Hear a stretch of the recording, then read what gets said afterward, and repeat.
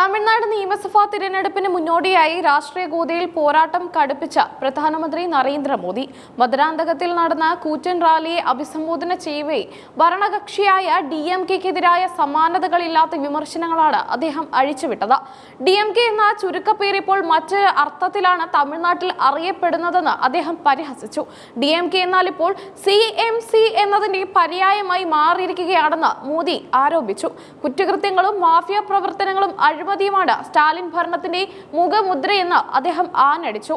തമിഴ്നാട്ടിലെ നിലവിലെ സർക്കാരിന്റെ പതനം ആരംഭിച്ചു കഴിഞ്ഞുവെന്ന പ്രഖ്യാപനത്തോടെയാണ് അദ്ദേഹം പ്രസംഗം തുടങ്ങിയത്. തമിഴ് മണ്ണിൽ വികസനത്തിന്റെ പുതിയ ചരിത്രം എഴുതാൻ NDA സജ്ജമാണെന്ന് മോദി പറഞ്ഞു. മുൻപ് കോൺഗ്രസും DMK-യും കേന്ദ്രത്തിൽ അധികാരത്തിലിരുന്ന കാലയളവിൽ തമിഴ്നാടിന് നൽകിയതിനേക്കാൾ 3 ഇരട്ടി തുകയാണ് കഴിഞ്ഞ 10 വർഷത്തിനിടെ NDA സർക്കാർ സംസ്ഥാനത്തിന്റെ വികസനത്തിനായി അനുവദിച്ചതെന്ന് അദ്ദേഹം കണക്കുകൾ നിരത്തി വ്യക്തമാക്കി. പിന്നാക്ക വിഭാഗങ്ങളുടെ സംരക്ഷകനെന്ന വ്യാജേന DMK സർക്കാർ സംസ്ഥാനത്ത് വൻതോതിൽ അഴിമതി നടത്തുകയാണെന്ന് പ്രധാനമന്ത്രി ആരോപിച്ചു. സാമൂഹിക നീതിയെക്കുറിച്ച് സംസാരിക്കുകയും എന്നാൽ പ്രായോഗികമായി സ്വന്തം കീശ വീർപ്പിക്കുകയാണ് ഭരണാധികാരികൾ ചെയ്യുന്നതെന്ന് അദ്ദേഹം കുറ്റപ്പെടുത്തി. സംസ്ഥാനത്തെ മയക്കുമരുന്ന് മദ്യ മാഫിയകളുടെ വളർച്ചയിൽ മോദി കടുത്ത ആശങ്ക രേഖപ്പെടുത്തി. സ്റ്റാലിൻ സർക്കാരിന്റെ തണലിൽ ലഹരി മാഫിയകൾ തഴച്ചു വളരുകയാണ്. ഭരണകക്ഷിയിലെ പ്രമുഖ നേതാക്കൾക്ക് പോലും അന്താരാഷ്ട്ര ലഹരി മാഫിയകളുമായി അടുത്ത ബന്ധമുണ്ടെന്ന ആരോപണങ്ങൾ തമിഴ്നാടിന് നാണക്കേടാണെന്ന് അദ്ദേഹം പറഞ്ഞു. തമിഴ് യുവതയെ ലഹരിയുടെ കരാളഹസ്തങ്ങളിൽ നിന്ന് രക്ഷിക്കാൻ NDA അധികാരത്തിൽ വരണമെന്ന് അദ്ദേഹം ആഹ്വാനം ചെയ്തു. ലഹരി മുക്ത തമിഴ്നാട് എന്ന ലക്ഷ്യം മുൻനിർത്തി വരാനിരിക്കുന്ന തിരഞ്ഞെടുപ്പിൽ ജനങ്ങൾ NDA സഖ്യത്തിന് വോട്ട് ചെയ്യണമെന്ന് അദ്ദേഹം അഭ്യർത്ഥിച്ചു. DMK ഒരു രാഷ്ട്രീയ പാർട്ടി അല്ലെന്നും അതൊരു കുടുംബ ബിസിനസ് മാത്രമാണെന്നും മോദി പരിഹസിച്ചു. ജനാധിപത്യ ബോധമോ ജനങ്ങളോട് ഉത്തരവാദിത്തമോ ഇല്ലാത്ത ഈ സർക്കാർ സ്വന്തം കുടുംബത്തിന്റെ ഐശ്വര്യത്തിന് വേണ്ടി മാത്രമാണ് നിലകൊള്ളുന്നത്.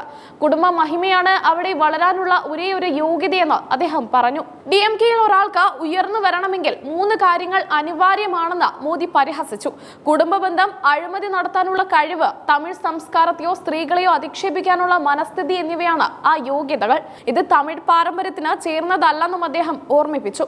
മുൻ മുഖ്യമന്ത്രി ജയലളിതയുടെ ഭരണകാലത്തെ അദ്ദേഹം പ്രസംഗത്തിൽ സ്മരിച്ചു. ജയലളിതയുടെ കാലത്ത് തമിഴ്നാട്ടിൽ സ്ത്രീ സുരക്ഷയും ക്രമസമാധാന നിലയും ഏറ്റവും മികച്ച നിലയിലായിരുന്നു. എന്നാൽ DMK അധികാരത്തിൽ വന്നതോടെ സ്ത്രീകൾക്ക് പുറത്തിറങ്ങി നടക്കാൻ പോലും ഭയമാണെന്ന് അദ്ദേഹം പറഞ്ഞു. തമിഴ്നാട്ടിൽ NDA സർക്കാർ അധികാരത്തിൽ വന്നാൽ മുൻഗണന നൽകുന്നത് സ്ത്രീ സുരക്ഷയ്ക്കായിരിക്കും. അമ്മമാരുടെയും സഹോദരിമാരുടെയും അന്തസ്സ് സംരക്ഷിക്കുന്ന കാര്യത്തിൽ വിട്ടുവീഴ്ച ഉണ്ടാകില്ലെന്ന് പ്രധാനമന്ത്രി ഉറപ്പ് നൽകി. സംസ്ഥാനത്തിന്റെ വികസനം വേഗത്തിലാക്കാൻ ഡബിൾ എഞ്ചിൻ സർക്കാർ അനിവാര്യമാണെന്ന വാദം അദ്ദേഹം വീണ്ടും ഉയർത്തി.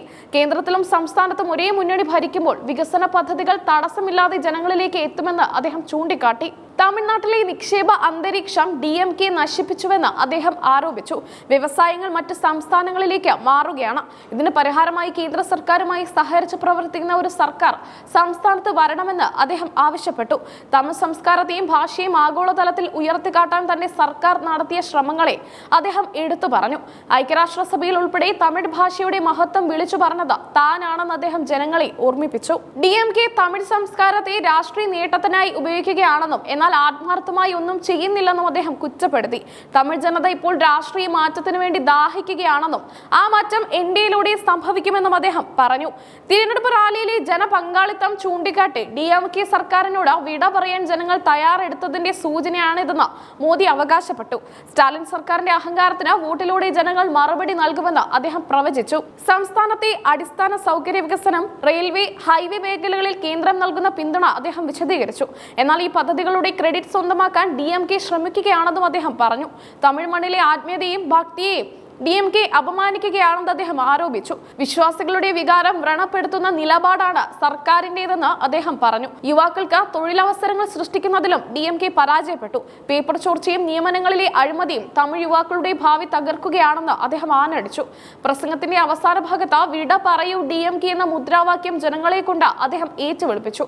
തമിഴ്നാടിന്റെ ശോഭനമായ ഭാവിക്ക് വേണ്ടി BJP നയിക്കുന്ന സഖ്യത്തെ വിജയിപ്പിക്കണമെന്ന് അദ്ദേഹം അഭ്യർത്ഥിച്ചു. ഏറെ നേരം നീണ്ടുനിന്ന പ്രസംഗത്തിലൂടെ തമിഴ് രാഷ്ട്രീയം വരും ദിവസങ്ങളിൽ കൂടുതൽ ചൂട് പിടിക്കുമെന്ന സൂചന നൽകിയാണ് പ്രധാനമന്ത്രി വേദി വിട്ടത്. DMK നേതൃത്വം ഈ ആരോപണങ്ങളോട് എങ്ങനെ പ്രതികരിക്കുമെന്നാണ് രാഷ്ട്രീയ കേരളം ഉറ്റുനോക്കുന്നത്.